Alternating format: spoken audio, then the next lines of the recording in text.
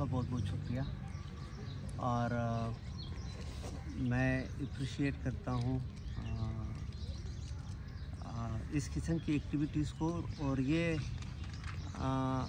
Otherwise तो इससे कुछ और बन गया था। ये मुख्तलिफ़ स्टूडेंट फेडरेशन वाले जो है वो करवाते थे, लेकिन फिर मैंने यही कहा उनसे कि नहीं, ये तकरीर से कुछ नहीं बनेगा। जो कुछ डिस्कस करेंगे तो वो आप भी पढ़ लें और मैं भी पढ़ लूँगा, तो फिर उस पर डिस्कशन करेंगे।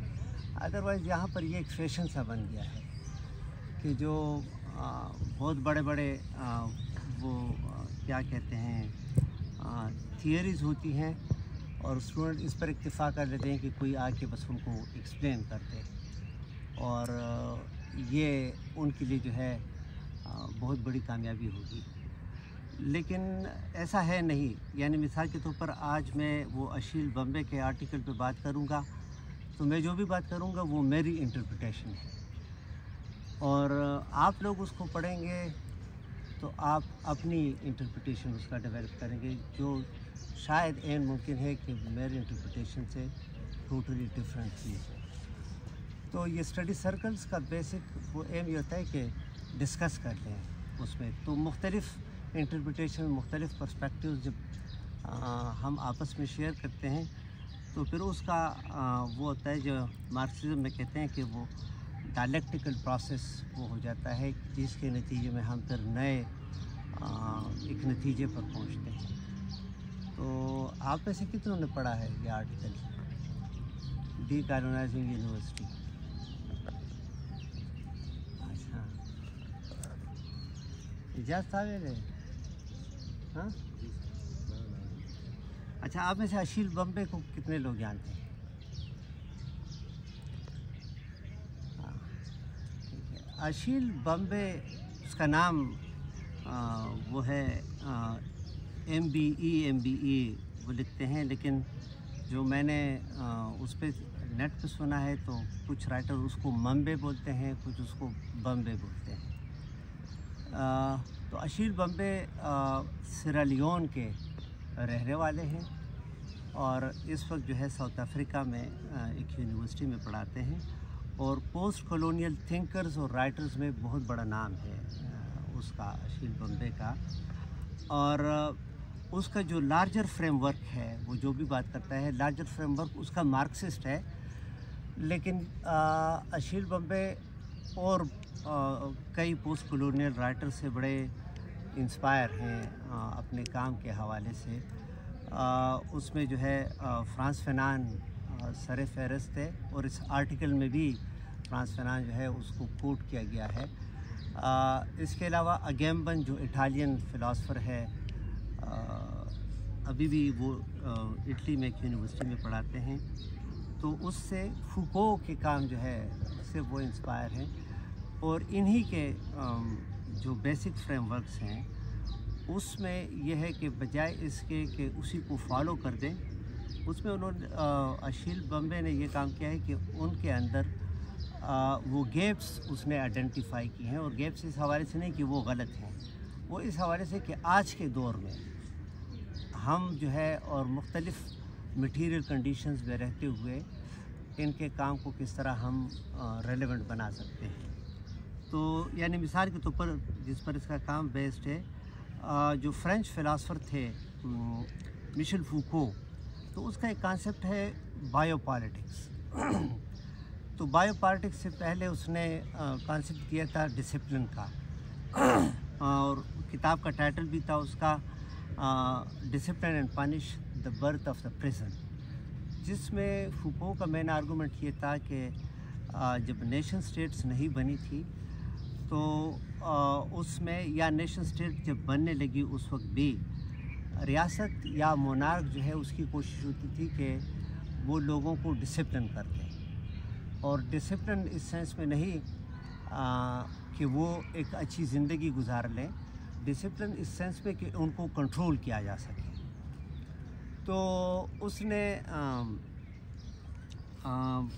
उस किताब में ये हवाले भी दिए कि मिसाल के तौर पर मिलिट्री एकेडमीज़ या इवन एजुकेशनल इंस्टीट्यूशंस, तो इसके अंदर जो निसाब पढ़ाया जाता है और निसाब के अलावा किस तरीके से पढ़ाया जाता है और डेली रूटीन स्टूडेंट्स का या ट्रेनीज़ का किस तरह बनाया जाता है, कहते हैं उन सब का मुद्दा बेसिकली ये होता है कि जी डोसाइल सिटीजन्स जो हैं वो क्रिएट किए जाएँ। डोसाइल से मुराद ये है कि ऐसे सिटीज़न जो सिस्टम को क्वेश्चन ना करते, मोनार्क या सिस्टम जो है उसके ख़िलाफ़ वो बगावत ना करते। तो उसने कहा कि इनिशियली जो है ये डिसिप्लिन का किस्सा चल रहा था, लेकिन फिर एक वक्त ऐसा आ गया जो मॉडर्न दौर में कि जिसमें ये डिसिप्लिन वाला फार्मूला ज़्यादा वक्त तक मेंटेन करना जो है वो मुश्किल था रियासत के लिए। किसी भी वक्त रिवोल्ट जो है वो लोगों की हो सकती थी और कई जगहों पर हुई भी है।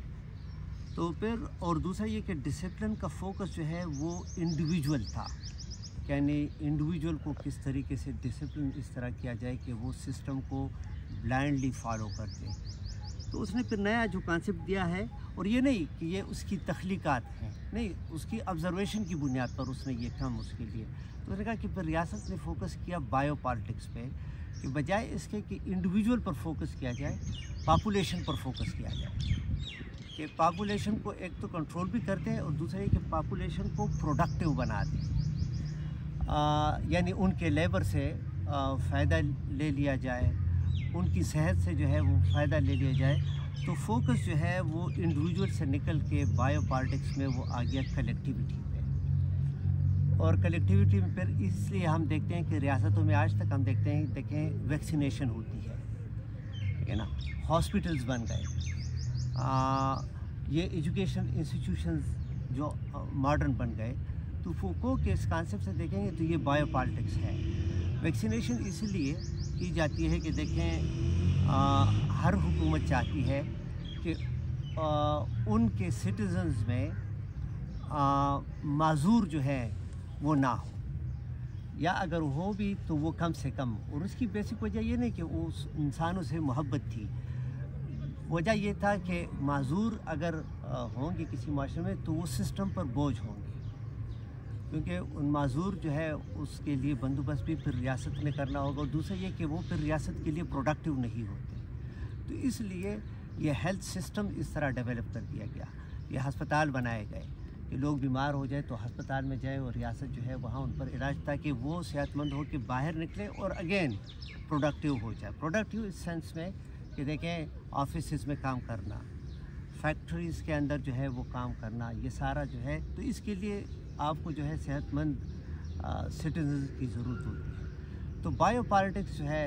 बेसिकली उसका फोकस इंडिविजुअल से इस तरीके से कलेक्टिविटी पर आ गया। वैक्सीनेशन भी इसीलिए हुई कि जी बीमारियों का रोकथाम किया जाए और रियासत जो है उसका ख़र्चा कम हो जाए, बजाय इसके कि लोगों का जो है वो इलाज मुआलजा हो। तो अगेम्बन ने फूको के बायो पॉलिटिक्स के कॉन्सेप्ट को एक्सटेंड किया और उसने नया एक कॉन्सेप्ट दे दिया जो कि हिस्टोरिकली वो कंडीशंस एग्जिस्ट करती थी, लेकिन उसने उसको बाकायदा मॉडर्नाइज कर दिया और उसने कॉन्सेप्ट दे दिया होमो साचर का।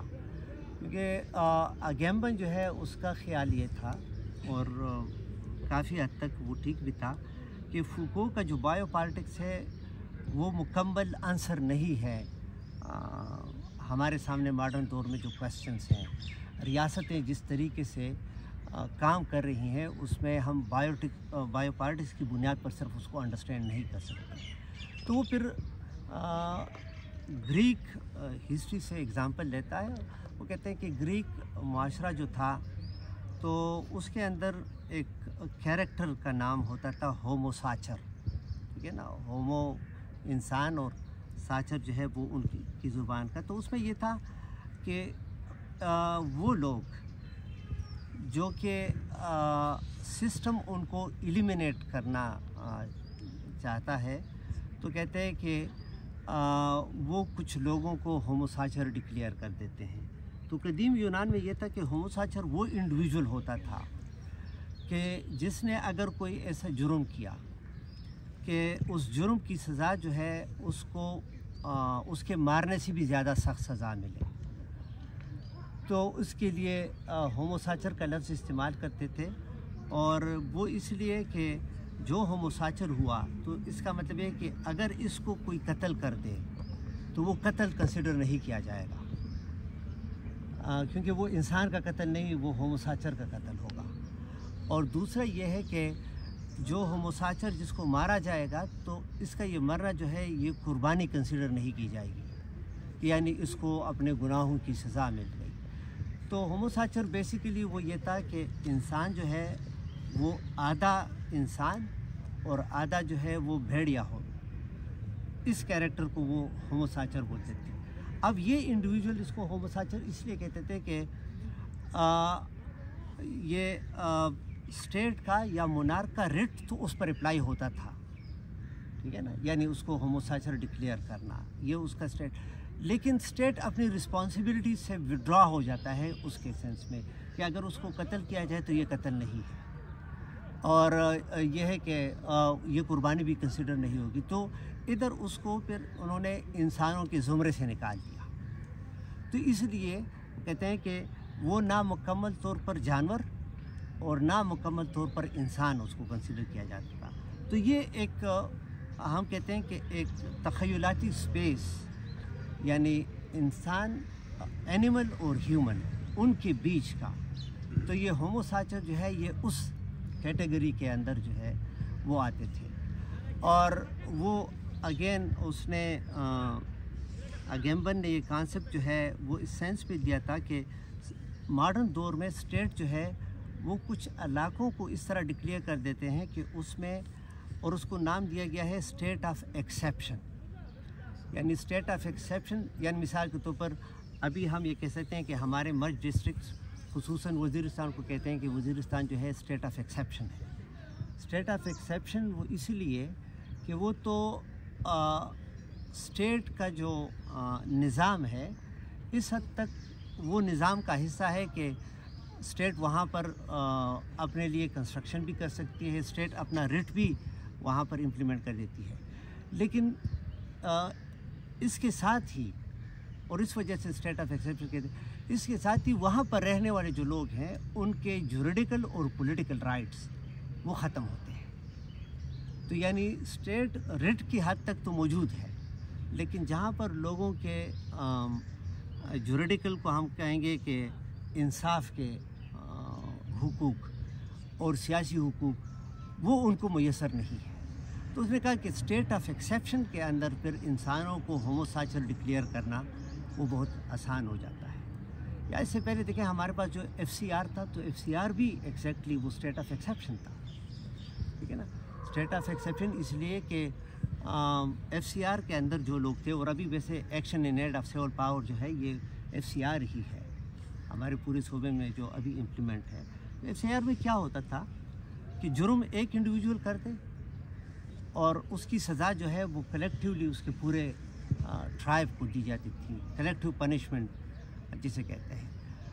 پولیٹیکل ایجنٹ یا رولر جو بھی سزا دے دے ان کو، تو ٹرائبل ایریا کے لوگ ان کو یہ حق حاصل نہیں تھا کہ وہ نارمل کورٹس میں، لیکن جس کو ہم نارمل کورٹ، یعنی وہ ہائی کورٹ میں نہیں آ سکتے تھے، وہ سپریم کورٹ میں نہیں آ سکتے تھے، تو دیکھیں یہ ان کی جوریڈیکل رائٹس یہاں پر ختم ہو گئے۔ پولیٹیکل رائٹس اس طرح ان کے ختم ہوئے تھے کہ جی وہاں پر پولیٹیکل ایکٹیویٹی کی اجازت نہیں تھی۔ پولیٹیکل ایکٹیویٹی سے مراد یہ ہے کہ پولیٹیکل پارٹیز فارملی ایگزسٹ نہیں کر رہی تھیں، کیونکہ وہاں پر الیکشنز ان کا طریقہ الگ تھا، یہ اڈلٹ فرنچائز جسے کہتے ہیں وہ نہیں تھا۔ تو دیکھیں یہ ٹپیکلی اگیمبن جو بات کرتے ہیں نا اسٹیٹ آف ایکسیپشن، یہ اسٹیٹ آف ایکسیپشن جو ہے اس قسم کے ایریا میں، تو اسٹیٹ آف ایکسیپشن کے اندر رہنے والے لوگ جو ہے وہ ہوموسیچر وہ بن جاتے ہیں۔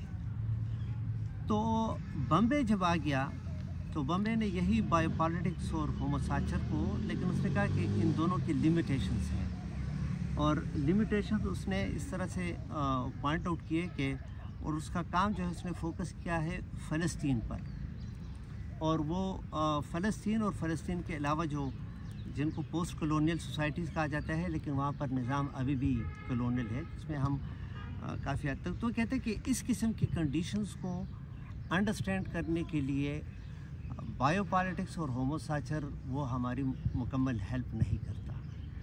तो उसने कहा कि जी अगर हम इसको अंडरस्टैंड कर सकते हैं तो हमें इस प्रिज्म से देखना होगा कि रियासत, लेकिन रियासत के साथ साथ वो कहते हैं कि नॉन स्टेट एक्टर्स भी, वो कहते हैं कि ये लोग सॉवरेंटी अपने बीच जो है वो बांट देते हैं, ठीक है ना। बीच में बांट देना इस तरह, मिसाल के तौर पर कि रात को तालिबान की हुकूमत होती है किसी इलाके में और सुबह को फिर फ़ौज की हुकूमत, तो देखिए दोनों सावरन बन गए और दोनों के पास जो है वो मुकम्मल इख्तियारात हैं पॉपुलेशन को डिसिप्लिन करने के लिए, पॉपुलेशन को कंट्रोल करने के लिए, और वही लोगों को होमोसाइचर जो है वो डिक्लेयर करने के लिए। तो वो कहता है कि मॉडर्न नेशन स्टेट जो है या पोस्ट कॉलोनियल का जो दावा करते हैं, वो कहते हैं वो ऐसे कंडीशंस पैदा कर लेते हैं कि जिसमें स्टेट एक्सेप्शन के अंदर ज़िंदगी गुजारने वाले लोग जो हैं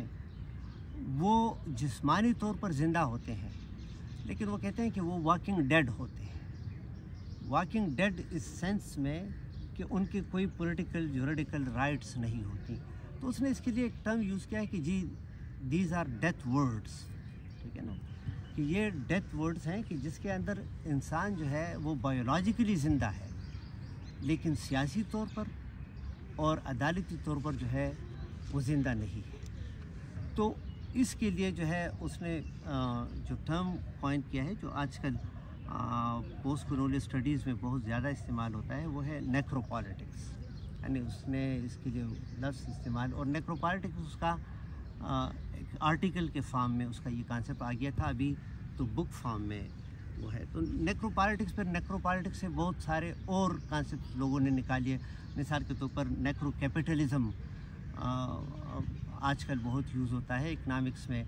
नेक्रो लिंग्विस्टिक्स जो है वो इस्तेमाल किया जाता है, और हम पाकिस्तान में देखते हैं मिसाल के तौर पर जिन लोगों की जो है मादरी ज़ुबान उर्दू नहीं है, तो वो सारे नेक्रो लिंग्विस्टिक सिचुएशन ही में ज़िंदगी गुजारने पर उनको मजबूर किया गया है। तो इसका जो आर्टिकल है जिसको अभी हम डिस्कस करते हैं, उसका टाइटल उसने लिखा है डीकॉलोनाइजिंग यूनिवर्सिटी।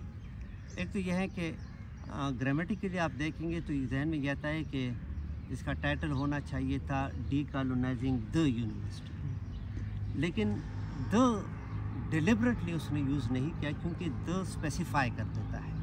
जब हम कहते हैं कि डीकॉलोनाइजिंग द यूनिवर्सिटी, तो फिर इसका मतलब है कि एक ख़ास यूनिवर्सिटी को, एक ख़ास इंस्टीट्यूशन को। लेकिन यूनिवर्सिटी का टर्म देखिए यूनिवर्स से निकला है, तो ये बड़ा ब्रॉडर है और बड़ा इंक्लूसिव है, तो इसलिए उसने इसको दी के बग़ैर इसका टाइटल रखा है कि नहीं, हमने इस सिस्टम को डीकॉलोनाइज़ किया है। और इस आर्टिकल में आप में से जिन्होंने पढ़ा होगा, उसने वो 2-3 राइटर्स को रेफ़र करते हैं। एक थियो वान एनगुगी, जिसका किताब मेरे ख्याल में हमने स्टडी सर्कल में डिस्कस किया भी था, डीकॉलोनाइजिंग द माइंड। और फ्रांस फैनान जो है वो उसको, क्योंकि फ्रांस फैनान इन सब के लिए एक वो इंस्पिरेशन है उस सेंस में। तो इस आर्टिकल में बम्बे का आर्गूमेंट जो है उसमें यह है कि वो शुरू करता है आर्टिकल को इससे कि जी एक ब्रिटिश वो कॉलोनियलिस्ट था रोड्स जिसका नाम था वो, और उसके अलावा और भी बहुत सारे कि जिनके मुजस्समे अभी भी यूनिवर्सिटीज़ के अंदर लगे हुए हैं जहाँ जहाँ पर इनकी कॉलोनीज़ थी, बल्कि यूके में भी चौकों पर भी लगे हुए हैं। वो कहता है कि आर्टिकल में, इस आर्टिकल में इसका ये आर्गूमेंट है कि देखें इनके मुजस्समे अगर आप देखें उसके साथ डिस्क्रिप्शन जो लिखी होती है कि जी इन्होंने ये ज़मीन वक़्फ़ की है इस यूनिवर्सिटी के लिए, इन्होंने जो है अपनी दौलत इतनी वक़्फ़ की है। लेकिन कहते हैं कि हमने कभी इसको क्वेश्चन नहीं किया कि इसने जो ज़मीन दी है, ये ज़मीन ये कहाँ से लाया है। ज़मीन तो लोकल लोगों की थी, ठीक है ना। पहले उसको इसने कब्ज़ा कर लिया और फिर बाद में ये कहते हैं कि जी मैंने वक़्फ़ कर दिया। कहते हैं कि दौलत, तो कहते हैं कि दौलत इसकी कहाँ से आई थी। अगेन वो कॉलोनीज़ के अंदर एक्सप्लॉयटेशन, और कहते हैं उसकी तारीख़ देखें, वो स्लेव ट्रेडर्स थे, वो इंसानों को यानी ब्लैक्स को वो इंसानों के ज़ुमरे में कंसिडर नहीं करते। तो कहते हैं कि आप इन किस्म के लोगों के मुजस्समे अगर यूनिवर्सिटीज़ के अंदर लगाते हैं तो आप नस्लों को पनिशमेंट दे रहे हैं कि वो हर लम्हे उनको देखेंगे और वो उस ट्रामा जो है उससे वो गुजरेंगे। तो इसलिए बहुत ज़रूरी है, उसने कहा कि इन मुजस्मों को गिराना हो। लेकिन देखें,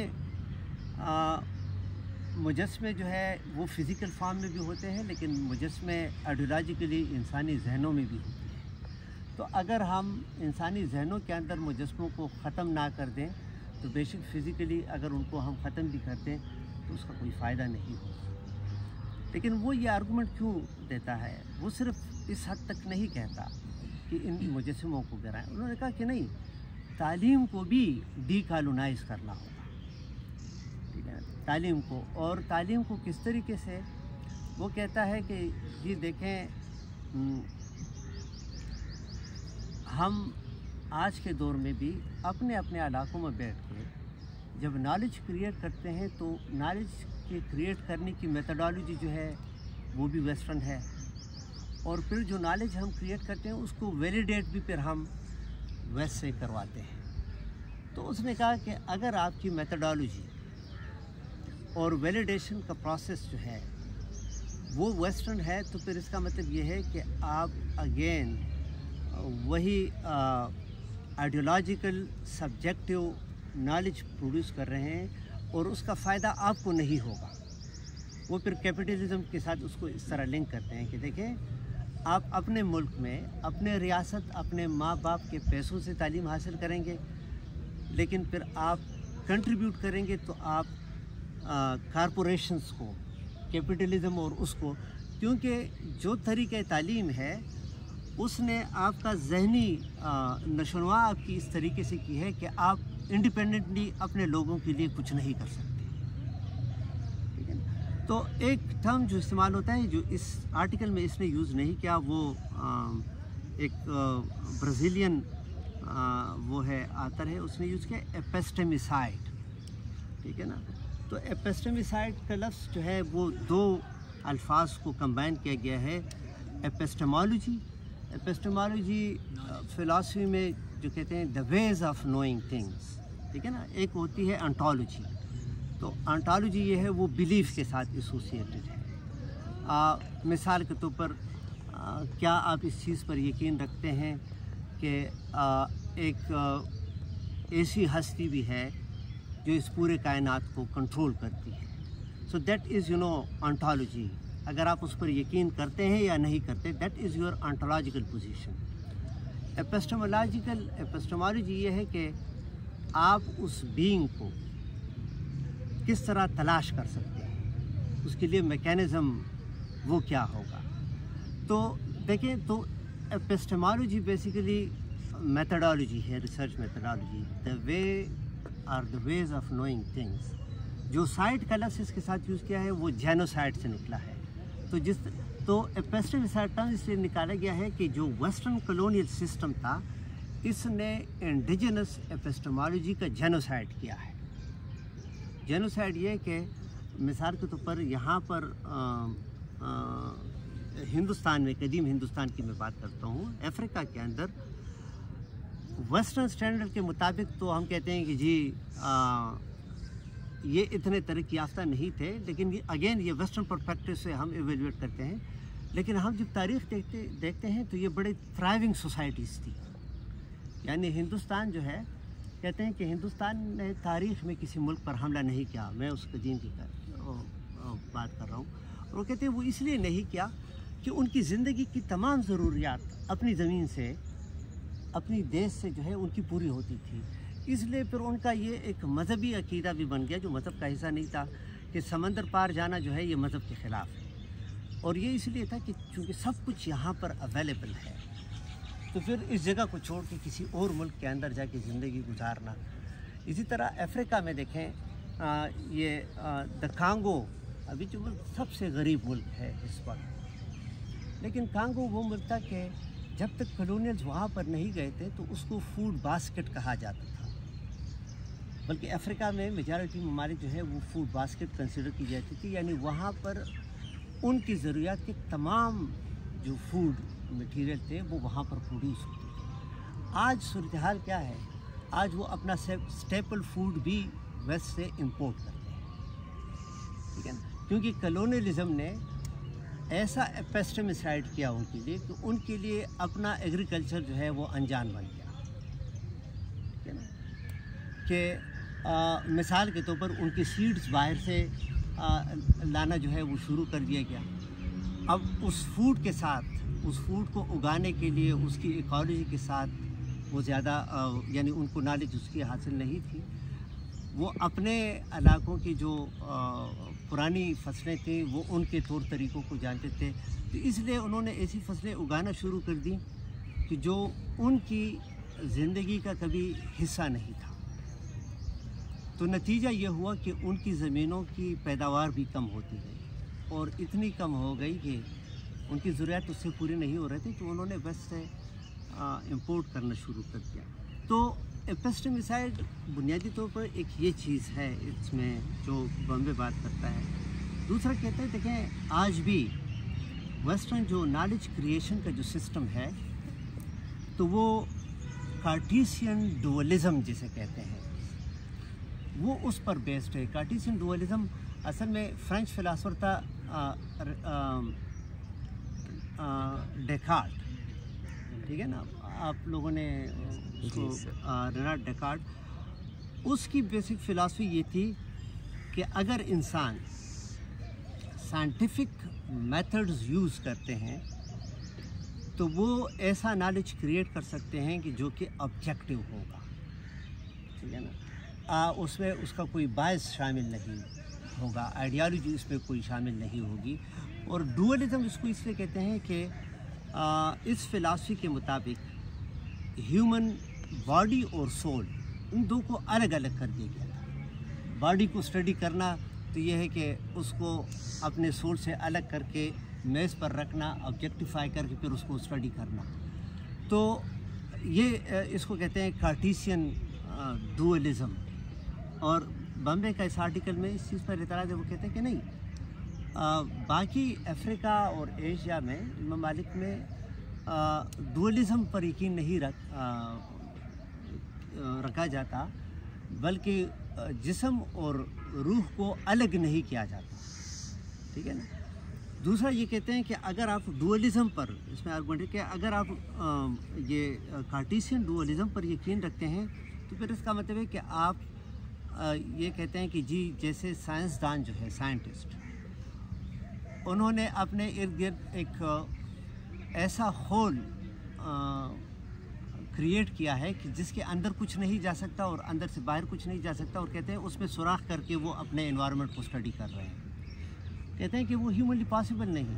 आप रिसर्चर हैं, मिसाल के तौर पर आप किसी इलाके में जाते हैं डाटा कलेक्शन के लिए, तो आप उस इलाके में लोगों से भी इंटरेक्ट करते हैं, उनकी मटीरियल कंडीशंस के साथ भी आप इंटरेक्ट करते हैं, आप पर भी उसका असर होगा।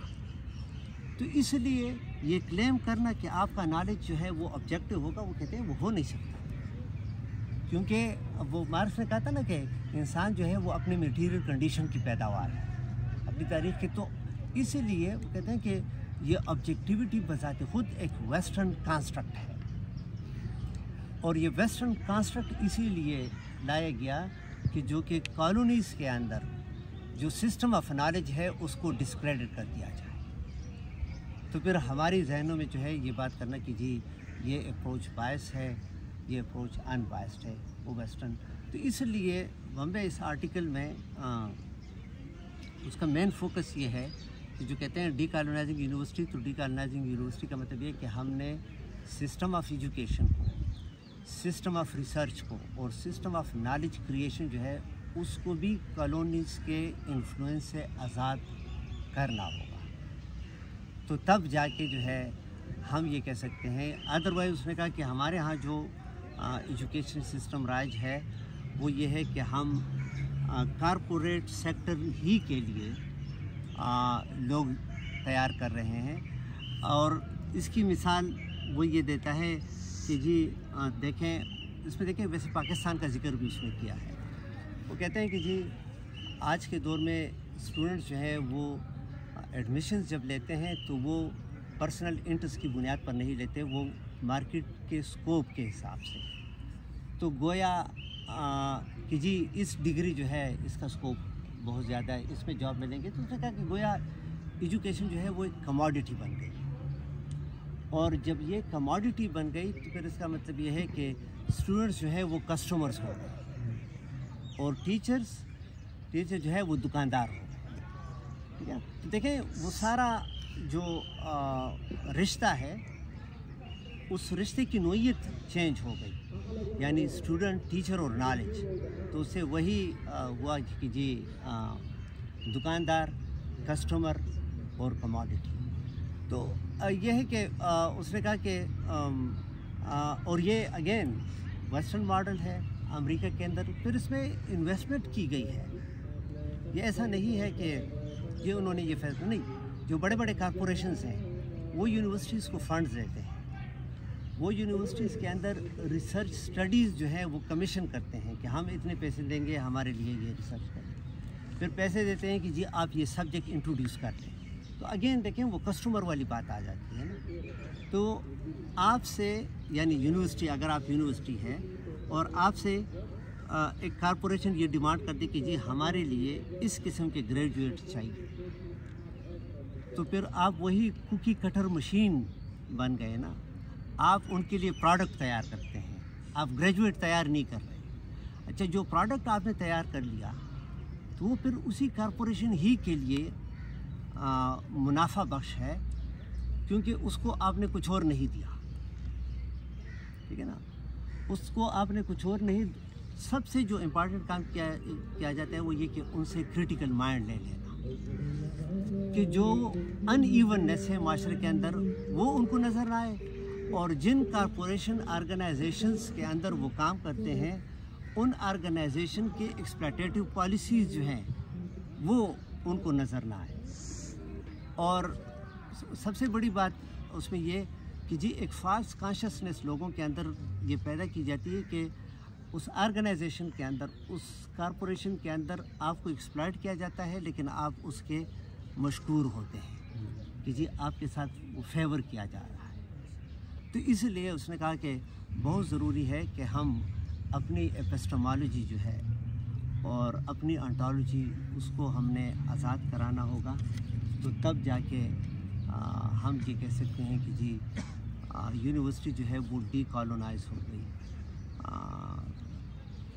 और कॉलोनाइजेशन का जो है वो फिज़िकल बुत ख़त्म हो गए, लेकिन जहनों के अंदर जो बुत हैं वो बुत इस तरीके से ख़त्म हो गए।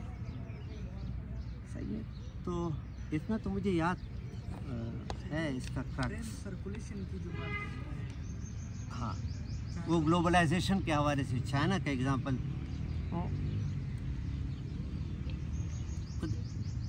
वो उसमें ये कहते हैं ना कि देखें 2010 का डाटा देता है वो कि 4.5 लाख लगभग के चाइनीज़ जो हैं ये वेस्टर्न यूनिवर्सिटीज़ में स्टूडेंट थे, लेकिन at the same time China के अंदर अफ्रीकन और एशियन स्टूडेंट्स जो हैं वो भी बहुत ज़्यादा हैं। वो चाइना की एग्ज़ाम्पल इसलिए देते हैं कि चाइना देखें एक सेपरेट सिविलाइजेशन है जो कि वेस्ट से बाकी से टोटली डिफरेंट है। तो वो इस सेंस में कीजिए हम कह सकते हैं कि जी उनकी एपिस्टेमोलॉजी जो है वो वेस्टर्न एपिस्टेमोलॉजी से डिफरेंट होगी, लेकिन मसला फिर उसमें ये आ जाता है कि जी चाइना जब से टोटलिटेरियन स्टेट बन गया, ठीक है ना, सोशलिस्ट तो था लेकिन सोशलिस्ट के बाद वो टोटलिटेरियन स्टेट बन गया, तो वो ख़ुद वो सिटीज़न कंस्ट्रक्शन में लग गए कि जी ऐसे चाइनीज़ प्रोड्यूस करना जो कि चाइनीज़ सिस्टम के बाहर वो सोचे भी नहीं उस हिसाब से। लेकिन ये कहता है कि जी ग्लोबलाइजेशन का एक ये फ़ायदा हुआ कि जी एक रीजन के लोग जो है वो दूसरे रीजन में जाते हैं, तो एक डिफरेंट वर्ल्ड व्यू उनका बनता है। लेकिन इसको देखें हम अपनी कंडीशंस पर जब अप्लाई कर लें ना, तो फिर इस बम्बे के आर्गूमेंट से भी हमारी कंडीशंस डिफरेंट हैं। कंडीशंस इसलिए डिफरेंट देखें, यहाँ पर हम ऐसे हालात में हैं कि पेशावर यूनिवर्सिटी से निकल के किसी को वेस्ट के यूनिवर्सिटी के अंदर तालीम हासिल करने का मौका मिले, तो फिर सेकंड कोशिश उसकी फिर ये होती है कि अब वहाँ पर नौकरी भी मिले, ठीक है ना। तो अब अगर सारे हमारे ब्राइट माइंड्स जो हैं और इसको देखें, कामयाबी का फार्मूला कंसिडर किया जाता है, ठीक है ना, कि ये कामयाबी का वो फार्मूला है। तो अगर तमाम ब्राइट माइंड्स जो हैं इस तरह निकल के वहाँ पर वो हो जाए, तो फिर हमारे जैसे रियासत कि जहाँ पर स्टेट ऑफ एक्सेप्टेंस के लिए काम किया जाता है, वो चाहते भी यही हैं कि हमारे यहाँ वो सिटीजन्स रहें जो कि क्रिटिकल माइंड वाले ना हो, जिनको जो कुछ कहा जाए वो मनवान उसी को करते हैं, आइडियालॉजी को वो चैलेंज नहीं करते। और मेरे बात करने का हरगिज़ मतलब नहीं कि बाहर नहीं जाना चाहिए, नहीं, इल्म जहाँ से भी हासिल करना हो, लेकिन यह है कि फिर उस इल्म के इम्प्लीमेंटेशन के लिए हमें अपने लोगों के पास वापस आना होगा, क्योंकि किसी भी इंडिविजुअल की कामयाबी जो है वो उसकी इंडिविजुअल काविशों का हिस्सा का नतीजा नहीं होता। ठीक है, ये भी कैपिटलिज्म हमें ये बता देता है ना कि अगर कोई बहुत कामयाब है लाइफ में तो कहते हैं कि जी उसने मेहनत बहुत ज़्यादा की। बहुत सारे लोग जो हैं 100 कार्ड नाकाम है तो कहते हैं इन्होंने मेहनत नहीं की। नो, सिस्टम भी तो उसमें इन्वॉल्व है ना। तो इसीलिए मेरे ख्याल में अगर हमें किसी मौके पर यह लगे कि जी मैंने बहुत मेहनत की है और या मुझ में बहुत ज़्यादा टैलेंट है, तो अगर हम रिवर्स थिंकिंग कर दे तो हमारे इस टैलेंट में और हमारे इस मेहनत में बहुत सारे हमारे अपने लोगों की कंट्रीब्यूशंस होते हैं, ठीक है ना। और उन कंट्रीब्यूशंस को हम फिर एक्नॉलेज इस तरीके से कर सकते हैं कि वापस आके उनको कंट्रीब्यूट करें। तो सर्कुलेशन के बाद भी अगर वो आर्टिकल किसी के पास है तो उसमें बड़े बड़े कॉन्सेप्ट्स हैं। हाँ, जो बात करता है प्लूरलिस्टिक मल्टीलैंग्वेजिज्म, बल्कि वो यूनिवर्सिटी के लिए नाम भी वो प्लूरिवर्सिटी, जी सर, ठीक है ना। कि ये देखें वो IM साइंसेस में काशिफ ने तलहा ने मुझे दिन बताया था कि जी IM साइंसेस के अंदर डाइवर्सिटी कम होती जा रही है, इसी वक्त में बहुत ज़्यादा थी। हमारे यहाँ तो देखें मुल्क में डाइवर्सिटी और प्लुरलिटी को ख़त्म करने की कोशिश मुसलसल की जा रही है। पॉलिसीज़ इस बुनियाद पर बनती हैं। मिसाल के तौर पर देखें, पिछले दिनों आर्मी चीफ साहब जो है वो तकरीर कर रहे थे ना 2 कौमी नज़रिया पर, तो वो जो बात करता है ना उसमें कि इस्लाम के नाम पे ये मुल्क बना, मुसलमान इस तरह वो ज़िंदगी गुजारेंगे, तो वो जिस वक्त ये बात कर रहे थे ना उसके जहन में एक लम्हे के लिए भी ये बात नहीं थी कि पाकिस्तान के सिटीजन्स में हिंदू भी हो सकते हैं, उसमें क्रिश्चियंस भी हैं, उसमें सिख भी हैं, उसमें बहुत सारे। तो आप उनको क्या मैसेज दे रहे हैं कि ये मुल्क आपके लिए नहीं बना, ठीक है ना, ये मुल्क आपके रिफ्लेक्शन में नहीं बना। नहीं, नेशन स्टेट तो इसको कहते हैं कि जी आप स्टेट के सिटीज़न बन गए तो आपके रिलीजियस एफिलिएशन के साथ स्टेट का कोई काम नहीं, क्योंकि स्टेट का अपना कोई रिलीजन नहीं होता, ठीक है ना। यहाँ पर है लेकिन होता नहीं है, क्योंकि स्टेट अगर एक रिलीजन को अडॉप्ट कर ले कि ये नेशनल रिलीजन है, तो फिर वो स्टेट कभी ये क्लेम नहीं कर सकता कि जी वो तमाम सिटीजन्स को इक्वल सिटीजन कंसिडर करता है। नहीं, सिर्फ इस एक पॉलिसी से कि जी ये स्टेट रिलीजन है, आपने औरों को लोअर पेडिस्टल पर रख दिया, वो इक्वल सिटीज़न नहीं हो सकते। आप कहने को कहें वो नहीं सकता। एग्जैक्टली यही कि देखें, जब आप कहते हैं कि ये मुसलमानों के लिए अलग, तो मुल्क इस हिसाब से कि जी ये यहाँ पर इस्लाम के उसूलों के मुताबिक जो है वो ज़िंदगी होगी, वो ऑर्गेनाइज़ की जाएगी। तो अगेन यहाँ उन लोगों की जो है हक तलफी हो रही है कि जो आपके रिलीजन के मानने वाले नहीं हैं।